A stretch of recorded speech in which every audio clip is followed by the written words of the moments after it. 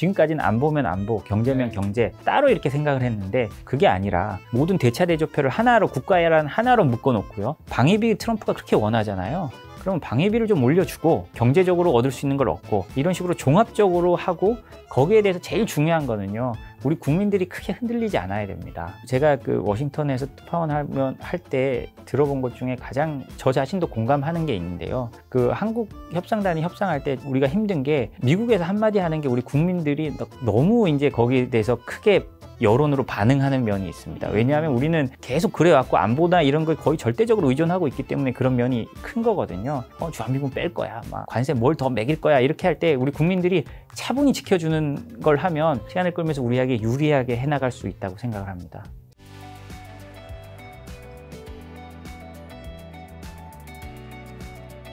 자, 트럼프가 이제 두 번째 대통령을 하고 있는 거잖아요. 네. 트럼프의 남은 욕망, 뭐, 어떤 것들이 좀 있을까? 뭔가 더 하시고 싶은 게 있을 것 같은데. 전 뭐 개인적인 생각으로는 노벨상이라고 생각합니다. 뭐 일기 때도 마지막에 노벨상 받으려고 굉장히 노력을 했고요.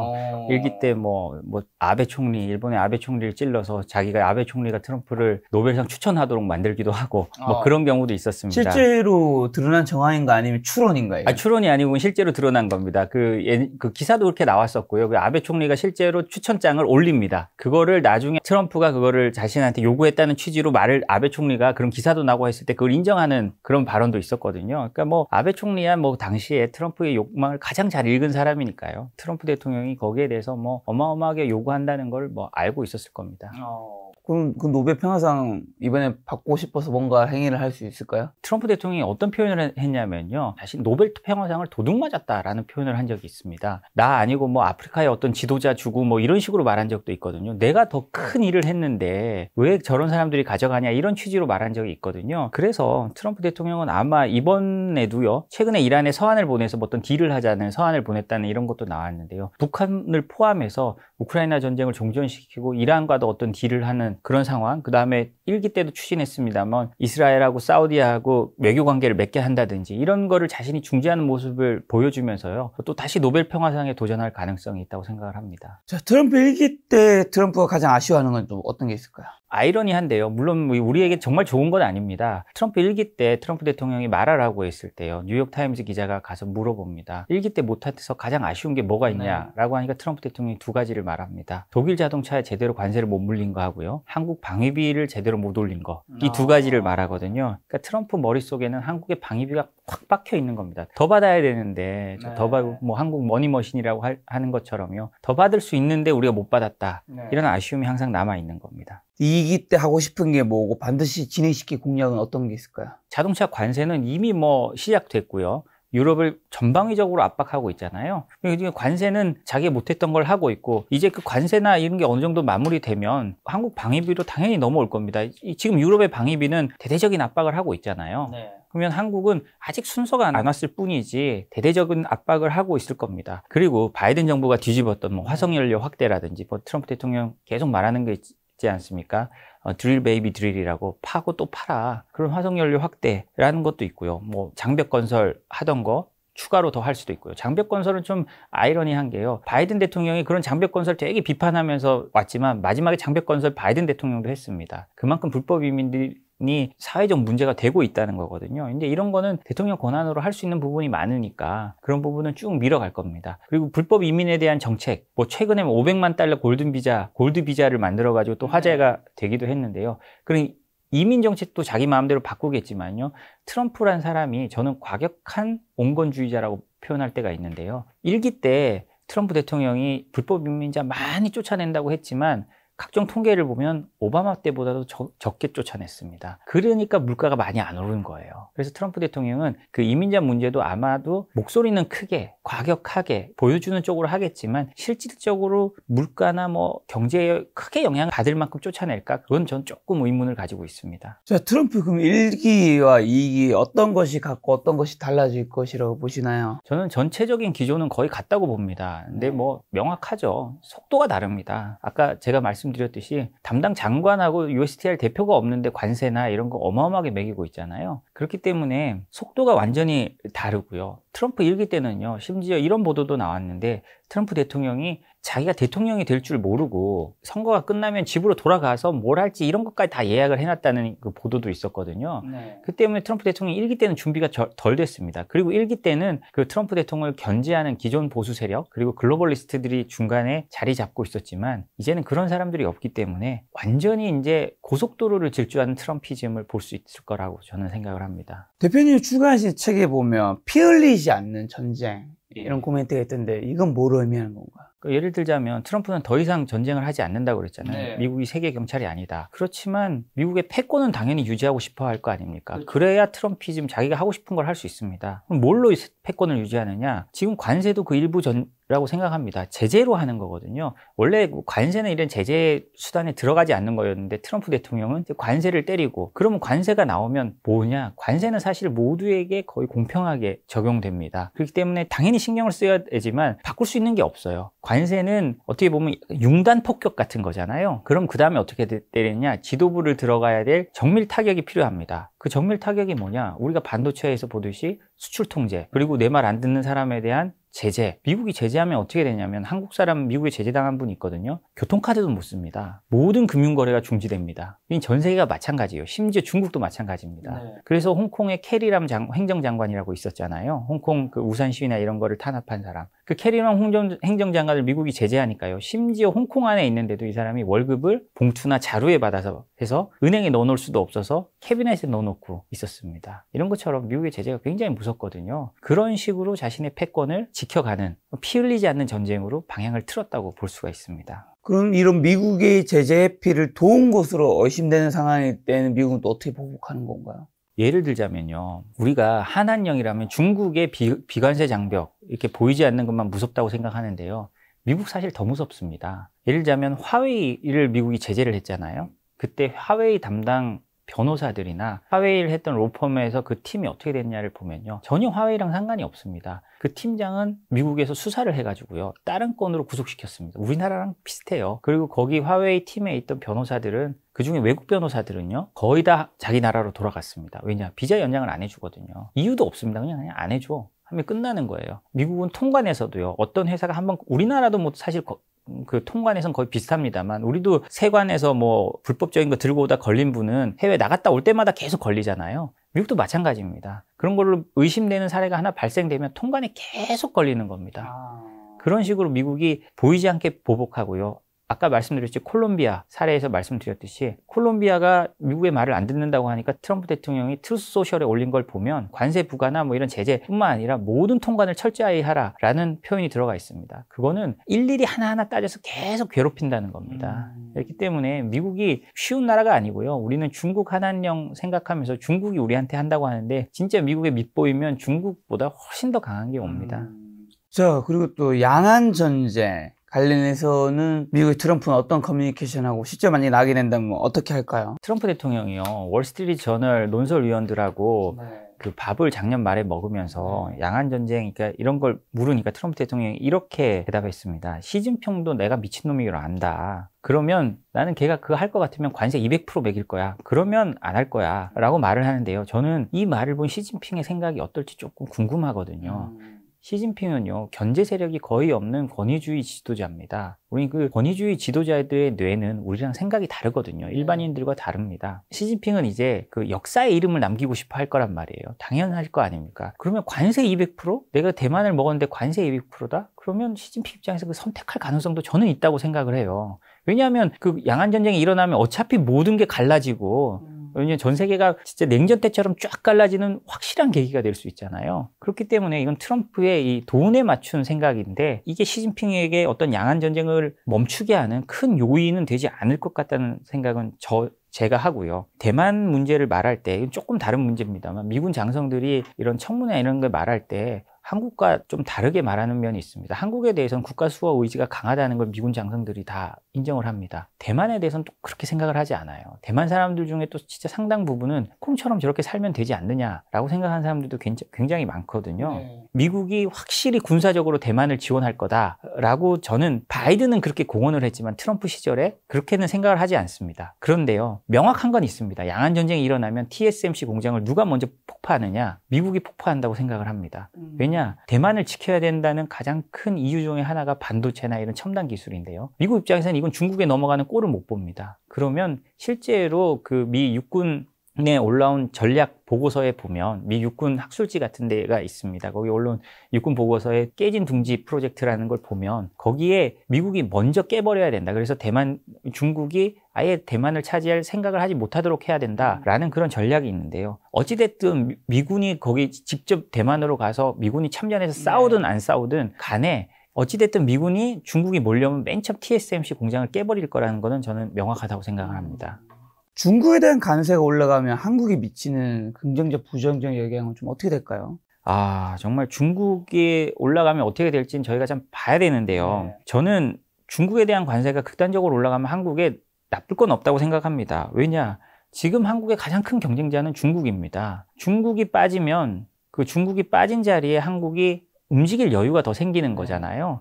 이건 어떻게 생각하면 미국이 열어주는 우리의 새로운 시장이 열릴 수가 있는 거고요. 그렇기 때문에요. 중국도 이걸 잘 압니다. 그래서 최근에 트럼프 2024년이지만 중국의 우리나라에 대한 투자가 사상 최고치를 기록했습니다. 왜냐? 메이드 인 코리아를 붙여서 수출하고 싶은 거거든요. 과거에도 메이드 인 코리아를 붙인다 말을 했지만 실질적으로 작년만큼 많이 한 적이 없었습니다. 왜냐? 지정학적으로 이렇게 변해가고 한국에 FTA를 맺은 나라가 많으니까 이 인프라를 쓸 수밖에 없다라고 중국이 생각을 하는 거죠. 그렇기 때문에 중국에 많은 관세가 부과된다면 한국에는 저는 안 좋은 점보다 좋은 점이 많다고 생각합니다. 물론 한국에도 당연히 안 좋은 점이 있죠. 우리나라가 중국에 수출 많이 하는데 그런 것도 힘들어지고, 왜냐하면 중국으로 가는 게 우리나라는 중간재가 많으니까 그 힘들어지기는 하지만 전체적인 밸런스를 보면 우리가 얻는 점이 더 많을 것 같다라고 생각을 합니다. 자, 미국이 또 중국과 러시아에 대한 제재를 쏟아낼 때 이를 이용해 중러사에서 한국이 좀 취할 수 있는 이득 같은 건 있나요? 당연히 있습니다. 아까 말씀드렸듯이 중국이 우리나라에 대해서 많이 투자를 하고 이런 거는 그 사이에서 오는 분명히 이득인데요. 당연히 오는 돈은 안 막아야 됩니다. 왜 막겠습니까? 그렇지만 저는 여기서 좀 주의할 점이 있다고 생각합니다. 약간 우리가 여기서 너무 기회주의적인 면을 보이다 보면요. 정말 큰 판을 깨버리는 수가 있거든요. 대표적인 게 1987년 도시바 사건입니다. 그때 도시바가요. 그 냉전이 한창일 때 소련으로 비밀리에 최신 공작기계를 수출합니다. 왜냐? 그게 왜 중요하냐? 그때까지만 해도요, 미국은 소련의 핵 잠수함을 소리로 탐지하고 있었습니다. 왜냐하면 그 프로펠러를 만드는 고급 기술이 없었고, 그걸 만들 고급 공작 기계가 없어서 프로펠러 소리가 커서 소나로 이렇게 계속 탐지가 잘 됐던 거죠. 왜 핵 잠수함이 중요하냐? 오랜 기간 잠항해서 언제 와서 핵 쏘고 도망갈지 모르기 때문에 중요한 거잖아요. 근데 이게 어느 날 갑자기 소리가 안 들리는 겁니다. 그래서 미국이 알고 보니까 도시바가 수출했다라는 걸 내부 제보로 알게 되는 거예요. 미국이 뒤집어졌고요. 도시바 상품 불매운동, 그리고 안 그래도 일본이 미운데 일본 상품에 대한 본격적인 불매운동이 벌어지기 시작합니다. 그래서 어떻게 됐느냐? 도시바 상품뿐만 아니라 그때 도시바가 반도체에도 최강자였는데요. 도시바의 반도체를 안 쓰기 시작하고 그때부터 한국산이 들어가기 시작합니다. 이게 일본 반도체가 몰락하기 시작한 결정적인 원인 중에 하나입니다. 우리가 진짜 하늘에서 내려준 행운을 잡은 케이스였거든요. 그렇기 때문에 우리 지금도 똑같습니다. 우리는 어느 편에 있는지 편은 명확하게 해야 됩니다. 그런데 여기서 어설프게 중립을 하다가는요, 여기서 때려 막으면 회생을 못할 수가 있습니다. 그러니까 이게 역사적인 걸 잘 보고 우리가 그 오는 돈 막지 않고 잘 해야겠지만 역사적인 그 교훈을 보고 움직여야 되는 것도 사실입니다. 한국에 대한 또 트럼프의 관세 정책 변화 시 충격이 예상되는 한국의 대표적인 산업은 어디가 될까요, 그러면? 트럼프 대통령이 늘 말하지 않습니까? 트럼프 대통령이 늘 말하는 세 가지 산업이 있습니다. 자동차, 반도체, 의약품. 말하자면 자동차, 반도체는 다 우리에게 주요 수출품입니다. 특히 자동차를 그렇게 말하는 거는요, 미국의 영혼과 같은 산업이기도 하고요. 미국 제조업체 중에 유일하게 대량 고용을 할 수 있는 그런 산업이기도 합니다. 우리가 1기 때 미국과 FTA 재협상을 했잖아요. 재협상을 하면서 우리는 철강 관세 쿼터나 이런 우리의 필요한 것들을 많이 지켜서 우리가 협상을 잘했다고 했는데요. 그때 미국도 우리 진짜 협상 잘했다고 박수 쳤습니다. 왜냐? 한국산 픽업 트럭에 대한 관세를 20년간 유예했거든요. 미국 자동차 회사는 이제 세단이나 이런 데에 대해서 경쟁력이 떨어져서 거기서 돈을 많이 벌지 못합니다. 미국이 관세를 유지하면서 돈을 많이 버는 분야는 픽업 트럭이거든요.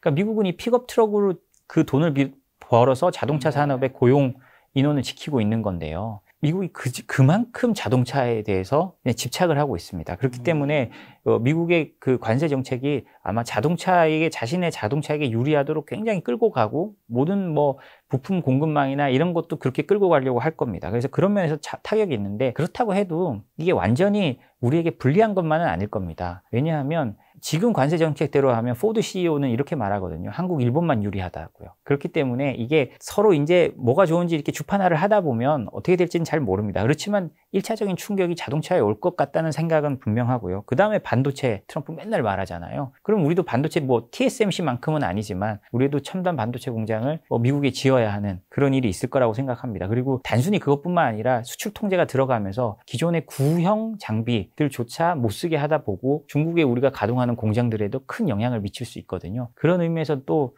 위험하고요. 의약품은 미국인의 삶과 관련된 겁니다. 미국 보험사 대표를 살해한 사람이 미국의 영웅이 될 정도로 미국은 엄청난 의료비 폭탄에 시달리고 있잖아요. 일반 대중들이. 그래서 의약품을 미국 내로 끌고 오려고 하는 건데요. 이건 사실은 아주 싼 중국이나 인도에서 만들어서 갖고 오기 때문에 미국에서 만들면 오히려 돈이 더 든다고 하는데 어찌됐든 트럼프는 보여주기 식으로라도 이렇게 하려고 하는 거니까요. 우리나라에도 제너릭 만드는 회사들 삼성바이오부터 시작해서 있잖아요. 그런 회사들도 조금 영향을 받지 않을까라고 생각을 합니다. 미국에서 또 그리고 한국 조선기업에 대한 협력 요청을 얘기했었잖아요. 네.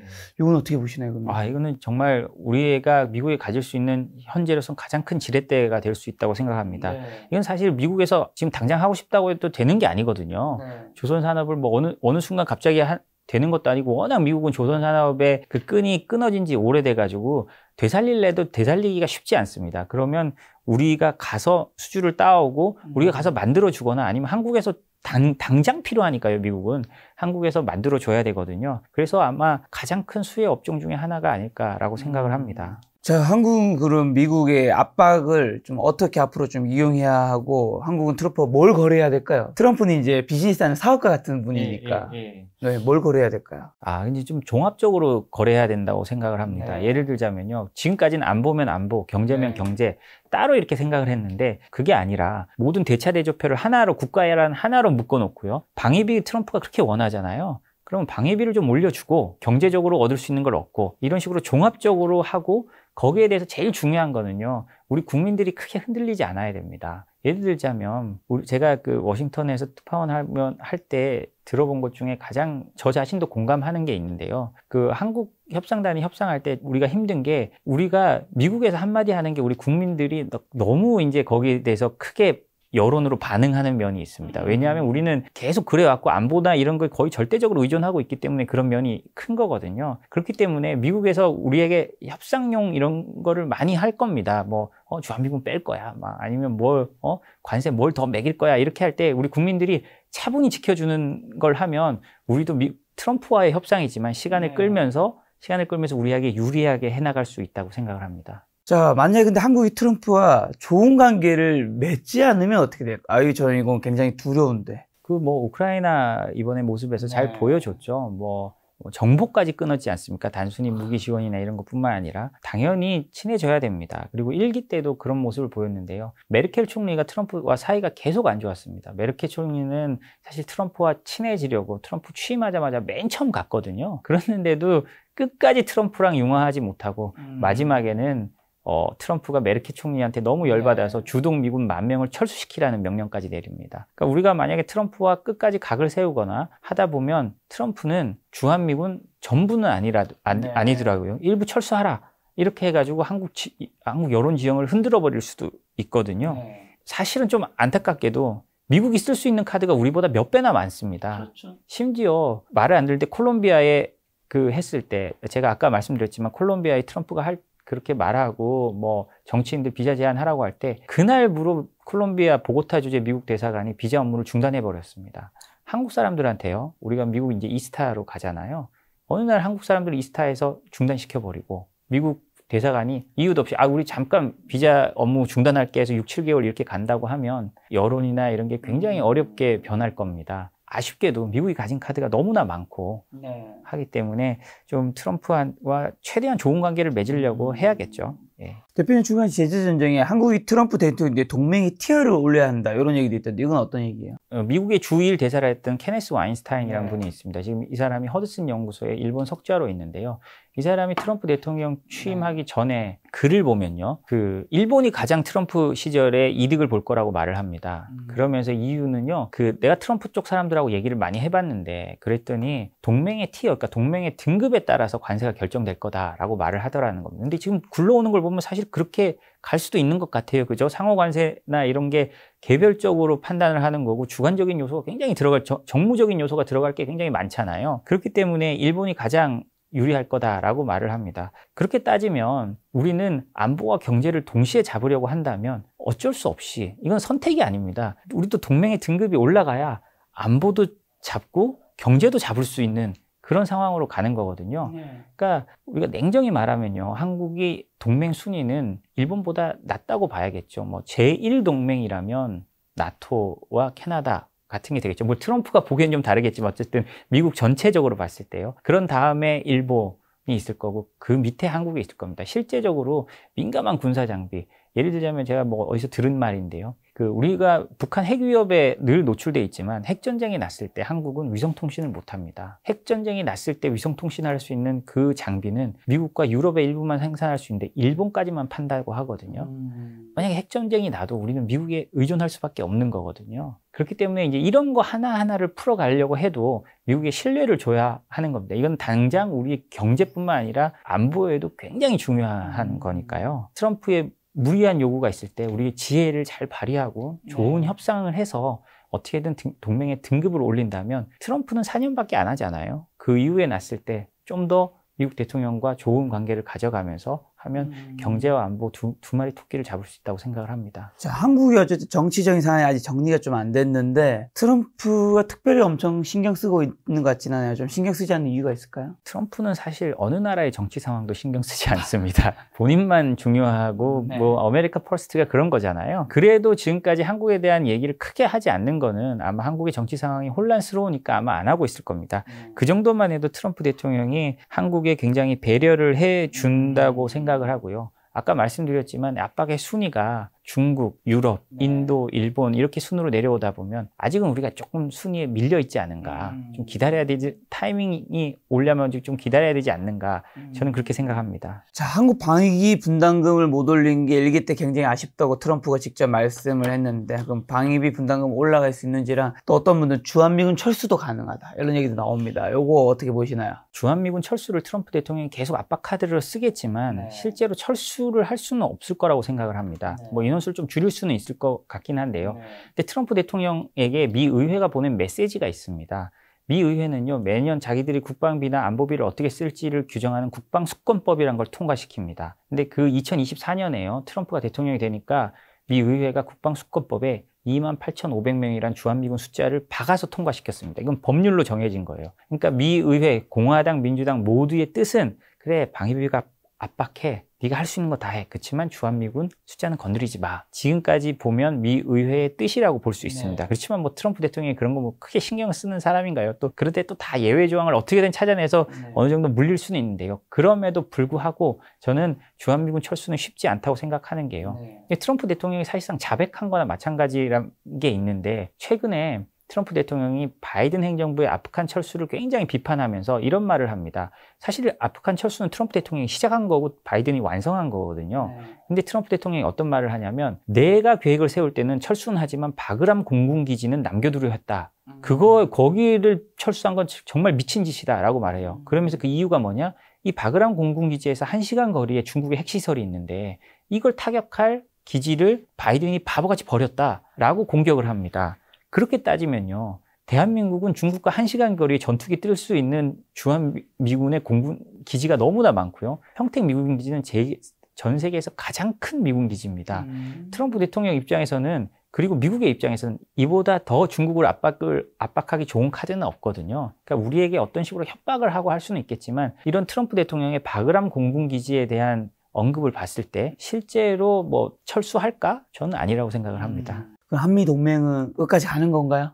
미 국무부나 미 백악관이나 이런 데 쓰는 뭐 국방부도 마찬가지입니다만 그 용어가 있습니다. 한국에 할 때 아이론클레드 철갑 같다라는 표현을 쓰거든요. 우리의 동맹 관계는 철갑 같다라고 말하면서 동맹이 철통 같다라고 말을 하지만 실제로 한미 상호 방위 조약을 보면 어느 한쪽이 통보를 하면 1년 만에 깨지게 돼 있습니다. 그리고 실제로 미국은 상호 방위 조약을 과거에 대만과 맺어놨다가도요. 대만과 갖고 있다가도 깼습니다. 왜냐하면 중국과 수교하기 위해서요. 우리가 이 상호 방위 조약을 정말 소중히 생각하고 우리가 지금 우크라이나에서 보잖아요. 다른 나라들은 이거 갖기 위해서 정말 영혼까지 팔고 있어요. 그렇지만 우리는 70년 전에 우리 선조들이 여러 오류가 있었던 선조들이 있겠지만 어찌됐든 이 상호 방위 조약으로 인해서 한미 동맹이라는 걸 딴 나라들은 갖지 못한 어마어마한 방위적인 이득을 취했고요. 이거는 잘 키워가야 됩니다. 이제 단순히 우리가 이제 아무리 좋은 형이라도 계속 밥 사주면 기분 나쁠 수 있거든요. 우리가 뭐 미국한테 계속 얻어먹은 것만 있는 건 아닙니다. 당연하죠. 그렇지만 우리도 기여할 건 기여하고 미국의 세계 전략에 어느 정도 맞춰주면서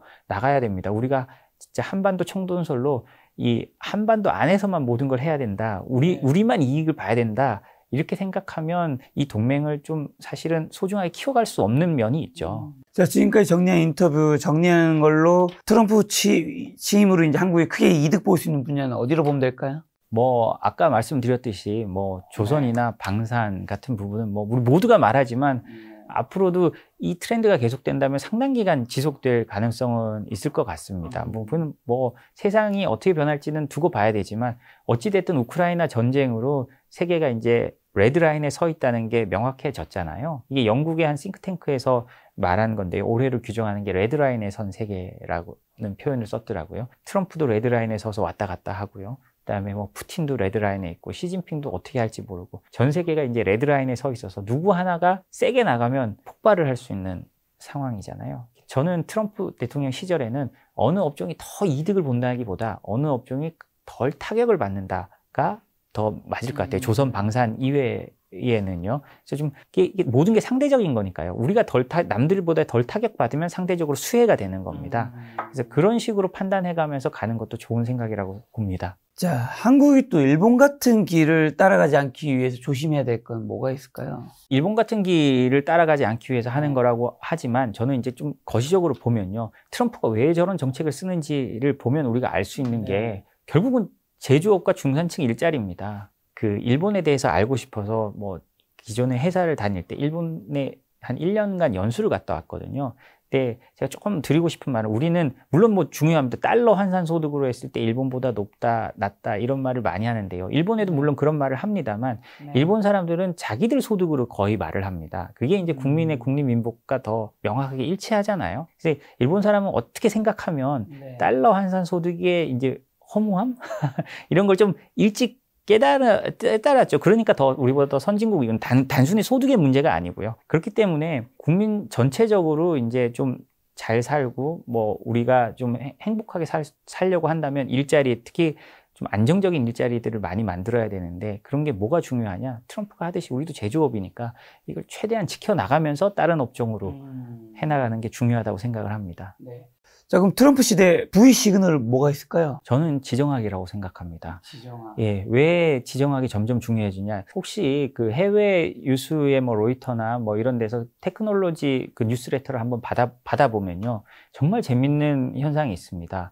우리는 그 기사들이 보통 어떤 새로운 기술이 나왔다, 뭐가 했다, 이런 기사들이 테크 기사들이 많잖아요. 근데 거기 기사들 큐레이션 한 걸 보면 뉴스레터를 보면요. 어떤 제재가 나왔다, 어떤 규제가 나왔다가 훨씬 더 많습니다. 그러니까요, 이제 새로운 기술도 중요하지만 그만큼 제재나 어떤 수출 통제 이런 것들이 그 회사의 운명을 좌우하는 시대가 된 겁니다. 당연히 기술은 중요하죠. 그건 뭐 기본이지만요. 이제 그것만 가지고 성장할 수 있는 시대는 아니라는 거거든요. 그러니까 트럼프 시대의 부의 시그널이라는 건 이 지정학 그리고 트럼프가 만들어가는 새로운 세계, 사실 이 트럼프로 상징되지만 미국의 변화고 국제 질서의 변화입니다. 이걸 맞춰서 따라가야 우리가 어떤 새로운 부가 어떻게 열리는지를 좀 알 수 있다고 생각을 합니다. 그리고 트럼프의 말이 아니라 행동을 보라는 존 맥케인 상원 의원의 말을 이제 대표님 어디서 언급하셨던데 이건 좀 어떤 의미일까요? 제가 트럼프 대통령이 일기 때도 마찬가지입니다. 뭐 어디로 튈지 모르고 우리나라도 그때 우왕좌왕하고 있었어요. 그래서 제가 이제 인터뷰 이메일을 보냈더니 존 맥케인 상원 의원이 당시 군사위원장이었거든요. 그래서 돌아가셨지만 그때 저희한테 인터뷰를 하겠다고 연락이 왔습니다. 그래서 사실은 그런 거물 인터뷰를 하기가 쉽지 않습니다. 한국 기자가. 그런데 그렇게 온 거는 우리가 워낙 이게 우왕좌왕하고 한국에서 걱정을 많이 하니까 존 맥케인 의원이 우리를 불러서 트럼프를 대하는 방법의 팁을 알려준 거예요. 그러니까 말이 아니라 행동을 보라라고 말을 하면서요. 원래 존 맥케인 상원 의원은 트럼프랑 굉장히 사이가 안 좋았습니다만 또 트럼프 대통령 정책에 찬성표도 많이 던졌거든요. 그러면서 한 말이 트럼프의 말에 휘둘리면 본질을 잘 볼 수 없다. 지금 관세 같은 것도요. 우리가 트럼프가 관세 매긴다 할 때 막 해가지고 우리가 호떡집에 불난 듯이 움직였으면 트럼프가 또 계속 이렇게 미루면서 그럼 또 어떻게 되지? 또 난리가 날 겁니다. 그게 아니라 좀 차분히 지켜보면서 실제로 매길 때 어떻게 되고 실제로 저 나라에 매기면 우리는 어떻게 되고 우리에게는 얼마가 왔는데 저 나라에 얼마가 되면 우리에게 종합적으로 어떻게 되는지를 꼼꼼히 따져봐야 되고요. 실제로 말만 하고 안 하는 경우도 많기 때문이에요. 트럼프는요. 그렇기 때문에 행동을 보고 빨리 책을 세우는 것이 그리고 냉정하게 판단하는 것이 더 중요하다는 뜻에서 맥케인 상원 의원이 그때 그런 식으로 말을 했었습니다. 자, 오늘 이제 제재 전쟁 책을 주간식 대표님과 트럼프와 미국에 대한 이야기를 나누었는데 저희 시청자분들에게 마지막 꼭 개인적으로 하시고 싶은 말씀이 있다면요. 이제 지금 우리도 관세나 트럼프 리스크 그러면 주식시장의 폭락 때문에 거기에 대해서 걱정이 많으실 텐데요.